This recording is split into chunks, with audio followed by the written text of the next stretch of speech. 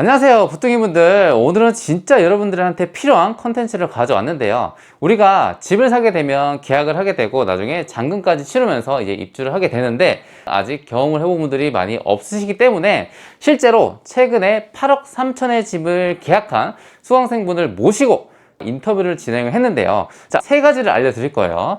절차, 비용, 주의사항. 먼저 절차를 한번 띄워드릴게요. 절차는 계약하기 전에 가계약금 입금하고 나서 계약서 작성, 그리고 중도금은 집주인과 협의사항이고요. 마지막에 잔금을 치르고 소유권 이전이라는 것까지 하게 되는데, 근데 우리 이런 걸 등기라고 얘기하는 거거든요. 등기 친다. 자, 그런데 그 과정에서 어떤 시기에 비용이 얼마나 필요한지, 그리고 각각의 절차 중에서 여러분들이 꼭 챙겨야 될 주의사항까지 빠짐없이 준비를 했으니까요, 이 현장에 가서 여러분들께 생생한 정보 알려드리도록 하겠습니다. 그러면 현장으로 가 보겠습니다. 오늘 부동산 매매 계약 절차를 제가 준비를 했는데, 최근에 집을 매수하신 저희 수강생분 나오셔서 실제로 어떻게 했는지에 대해서 제가 질문을 드리면 답변을 해주는 식으로 좀 더 여러분들이 이야기 쉽게 진행 한번 해보도록 할게요. 보통 저희가 계약금은 총 매매가의 몇 퍼센트 내죠? 10% 냅니다. 그리고 중도금은 협의사항이잖아요. 해도 되고 안 해도 되고. 그리고 중도금을 안 했다 그러면 잔금까지는 나머지 90%를 내야 되는 상황이죠. 그래서 지금 일단은 매물을 보셨고, 계약의 일부인 가계약금을 우리가 넣게 돼요. 가계약금은 총 얼마 입금하셨어요? 저는 총 2천만 원 입금했습니다. 아, 2천만 원. 보통은 가계약금이 한 500에서 1000만 원 정도, 금액대가 10억 이하라면 한 1000만 원 이하로 넣는데, 왜 그렇게 높게 넣으셨나요? 원래 처음에는 500만 원을 넣었다가 이게 제가 샀을 때가 딱 상승장이어서 계약을 파기당할까봐 그 다음날에 1,500을 더 넣었습니다. 아, 그러면 총 2천만 원. 만약에 상대방에서 계약을 파기한다, 나 더 비싸게 팔래, 그러면 2천만 원을 돌려주고 거기에 얹어서 또 2천만 원을 더 주셔야 되는 상황이죠. 맞습니다. 그래서 그 금액이 크면 클수록 부담이 되니까 나는 좀 더 많은 금액을 넣었다. 혹시 그러면 가계약도 매도자랑 부동산에 만나서 같이 협의를 해서 돈을 내는 형태인가요? 계약을 한다고 결정을 한 다음에 부동산 중개인한테 집주인의 계좌번호를 달라고 했습니다. 제가 그 계좌번호로 가계약금을 넣는 방식으로 진행이 되고요. 그거는 다 문자로만 진행을 했습니다. 아, 그럼 실제로 현장에서 만난 건 아니고, 근데 매도자도 몰랐겠네요? 네, 맞습니다. 그러면 이 사람 집인지는 어떻게 알아요? 부동산 중개인이 문자를 보내주시는데, 등기부 등본에 소유자 이름을 확인했고 그 소유자의 신분증, 그리고 소유주의 계좌번호가 이게 맞는지 이런 부분을 확인했습니다. 소유주 일치 여부까지 다 확인한 상태에서 금액 협의가 됐고 입금을 하신 거네요. 네, 맞습니다. 그럼 문자로 주고받고 한다 그러셨잖아요. 전화도 하고. 그럼 거기에 특약사항이라든지 아니면 어떤 집이 몇 동 몇 호고 그게 다 문자로 오고 하는 거죠? 네, 맞아요. 제가 화면에 한번 띄워서 여러분들한테 한번 보여드릴게요. 어떤 내용이 오고 하는지. 가계약금을 얼굴도 안 보고 넣었다. 그럼 그 다음 절차가 실제로 계약서를 또 작성을 해야 되잖아요. 그럼 그 가계약이랑 계약서 쓰는 텀이 어느 정도 됐었나요? 저는 총 5일 걸렸습니다. 아, 그럼 일주일 안쪽이네요. 네. 그럼 이제 실제로 부동산에서 만나서 계약서를 쓰게 되는데, 복희님도 처음이었잖아요. 가시기 전에 어떤 사항을 좀 준비를 하셨어요? 저는 이제 특약사항을 준비를 해갔는데요. 뭐 집의 파손 아니면 누수 같은 거는 잔금일까지 매도인, 즉 집주인이 수리를 하거나 아니면 보상 처리를 해달라, 이런 특약을 넣었고요. 근저당이나 이제 가압류가 있는지 확인을 하고, 만약에 잔금일까지 그게 변경될 경우 계약을 무효한다, 이런 특약사항을 넣었습니다. 어쨌든 그 현 상태를 유지하라, 약간 이런 내용들을 많이 담으셨군요. 보통은 부동산에서 쓰는 양식이 있으니까 거기에 추가적으로 본인이 좀 원하는 거를 계약서 쓰기 전에 부동산에 얘기해서 이런 걸 좀 들었으면 좋겠다 라고 조율하는 게 가장 현명하니까 그런 식으로 이제 하시면 될 것 같아요. 그 집 금액대가 8억대였잖아요. 8억대 계약금 10%면 이것도 생각보다 좀 큰 돈인데, 그러면 가계약금은 2천만 넣었더라도 계약금 따로 또 8천만 원대를 내야 되는 거예요?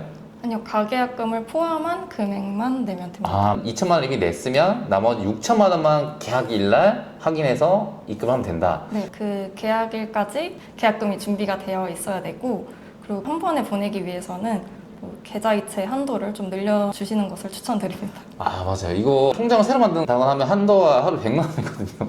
맞아요. 네, 이런 경우 좀 난감한 경우 발생하니까 특히나 잔금날 정말 큰 돈이 들어가니까 미리 꼭 준비를 하셔야 됩니다. 계좌 이체 한도 늘리기.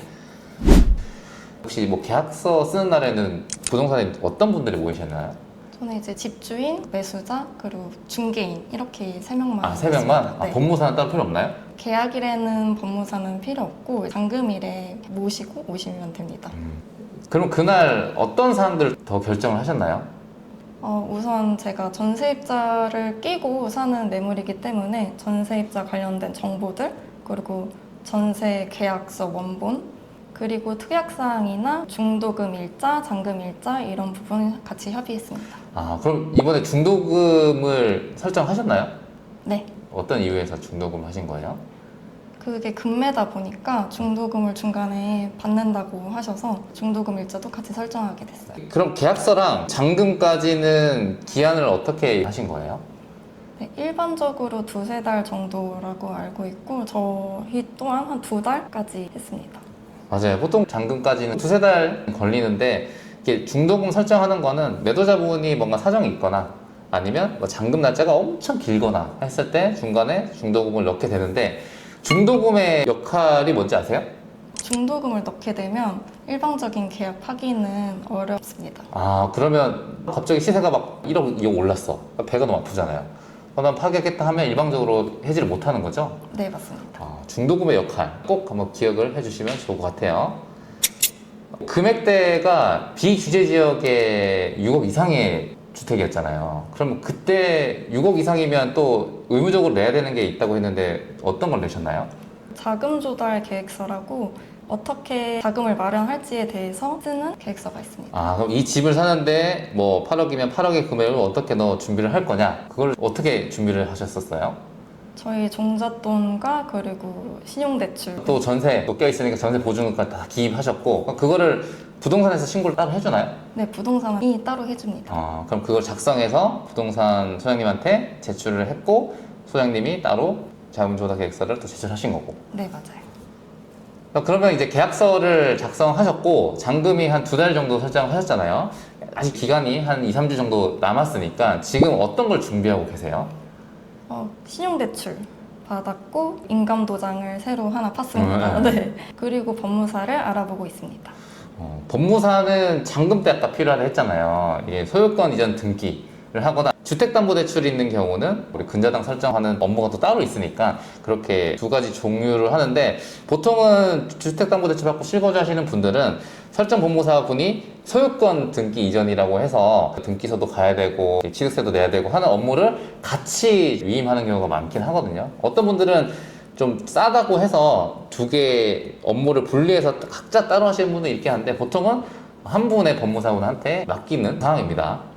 그럼 잔금은 평일 하신 거예요? 주말하신 거예요? 저는 평일에 했습니다. 따로 이유가 있을까요? 평일에 해야지 뭔가 이슈가 발생했을 때 대처가 빠르다고. 왜냐면 은행이라든지 뭐 법무사 이런 관련된 거. 강소나 이런 데는 일을 안 하니까 그런 것도 좀 좋은 꿀팁이네요. 연차를 써야겠네요. 그럼 직장인분들은? 네, 저는 연차 썼습니다. 그러면 집은 언제 보신 거예요? 저는 계약서 작성하는 날 그리고 잔금 일자에 다시 한번 보러 가기로 했습니다. 그러니까 특약사항의 현재 상태 또 유지를 해야 되니까 집 상태를 한번 또 보기 위해서. 네. 아직 잔금을 안 치르셔서 정확하게 잘 모르실 텐데 잔금날을 뭐 하냐면 두 가지로 나뉘어요. 내가 이사를 들어가는 경우, 실거주하는 경우, 그 다음에 지금 버키님이 사신 것처럼 갭 끼고 샀을 경우는 세입자가 그대로 사는 거잖아요. 보통은 주택담보대출을 받고 실거주하게 되면 오전에 이사를 나가요. 오전에 이사하고 점심 되기 전에 잔금 처리를 다 해서 오후에 이사를 들어오거든요. 그게 일반적인 절차라서 그렇게 진행을 하시면 되는데 부동산에서 만나서 집이 비어있으면 한 번 더 체크를 하게 되는 거죠. 내가 못 봤던 하자는 없는지 중대하자 관련된 거를 체크를 하시고 이제 세입자가 껴있는 경우는 크게 할 일은 잘 없어요. 집 상태만 잘 확인하고 잔금만 그날 이체를 하시면 되는 거기 때문에 그다음에 소유권 이전 등기를 또 해야 되니까 법무사분을 좀 저렴하게 섭외를 하셔가지고 진행을 하시면 될 것 같아요. 그리고 또 중요한 거, 세입자분이 집주인 바뀌는 것도 알긴 해야 되거든요. 만약에 뭐 집에 문제가 있다, 필요한 요구사항이 있을 때는 전 집주인한테 하면 안 되니까 한번 전화를 하셔가지고 집주인이 바뀌었다, 그래서 뭐 잘 좀 부탁드린다, 이런 식으로 연락 한 통만 하셔도 충분히 괜찮을 것 같습니다. 그래서 뭐 이제 저희가 다 다뤘잖아요. 매물 보고 가계약금 넣고 계약 작성하고 뭐 중도금 필요할 때는 협의를 하고 잔금까지 마무리하는 게 일반적인 절차니까, 이제 복귀님도 이번에 첫 매수였으니까 해보니까 별거 없었죠? 아, 네. 아니에요. 네, 잔금 때도 크게 별일 없을 거예요. 우리가 막연하게 안 해봐서 그런 거거든요. 하게 되면 생각보다 별거 아니네 라고 할 수 있고, 요즘은 또 인터넷이 워낙 잘 돼 있다 보니까 정보 잘 파악하시면 큰 부담 없이 무리 없이 잘 진행할 수 있을 겁니다. 이렇게 한 서클을 준비하고 계시고 겪고 계신데, 혹시 저희 시청자분들한테 해주실 말씀이 있다면? 네, 저도 이제 첫 집이다 보니까 우여곡절이 많고 고민도 참 많았는데, 그런 것들이 검색을 해서 알아보는 경우도 있고 소나무유님께 조언을 구하기도 했는데, 그런 게 막히시면 바로 중개사 분한테 조언을 얻고 문의를 주시는 것도 좋은 방법일 것 같습니다. 잔금까지 아무쪼록 잘 마무리하도록 제가 또 옆에서 잘 도와드리겠습니다. 네, 네, 감사합니다. 감사합니다. 자, 이렇게 해서 저희가 매물 보고 뭐 가계약부터 잔금까지 대한 절차를 또 말씀드렸는데, 여러분들이 보시다가 궁금한 사항 있으면 댓글에다가 문의 주시면 제가 친절하게 답변을 다 해드리도록 하겠습니다. 아무쪼록 여러분들 내 집 마련은 크게 어려울 게 없어요. 몰라서 그렇지 제 영상 보시면 많은 정보들이 또 담겨 있으니까 앞으로도 좋은 정보 많이 알려드리도록 하겠습니다. 그러면 다음 영상에서 뵙도록 할게요. 안녕.